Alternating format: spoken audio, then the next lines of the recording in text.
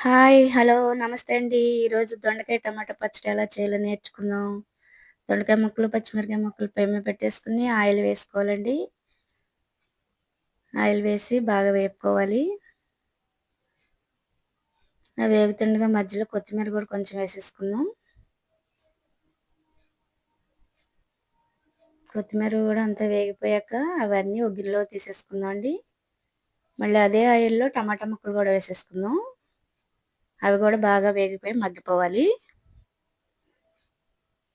ఇవన్నీ కలిపి మిక్సీ జార్‌లో వేసేసుకుందాం అండి.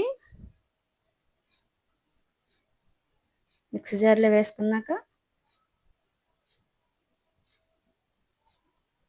చింతపండు కొంచెం వేసుకుందామండి. వెల్లుల్లిపాయలు, జీలకర్ర, గల్లులుప్పు కూడా వేసేసుకొని మిక్సీ పట్టేసుకుందామండి. మరీ మెత్తగా పట్టకూడదు.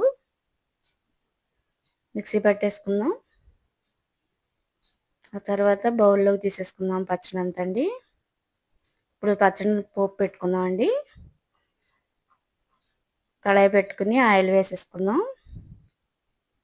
ఆయిల్ వేసుకుని అందులో ఆవాలు, వెల్లుల్లిపాయలు, జీలకర్ర, ఎండుమిర్చి, కరివేపాకు ఇవన్నీ వేసేసుకుని బాగా వేపేసుకోవాలండి. ఎండుమిర్చి వేసుకున్నాక కరివేపాకు వేసుకుని అన్నీ వేపేసుకుని దాంట్లో పోపు అందులో పోసేసుకోవాలండి. అంతే, దొండకాయ పచ్చడి రెడీ అండి. ఇది ఇడ్లీకైనా రైస్ కన్నా చాలా అంటే చాలా బాగుంటుందండి.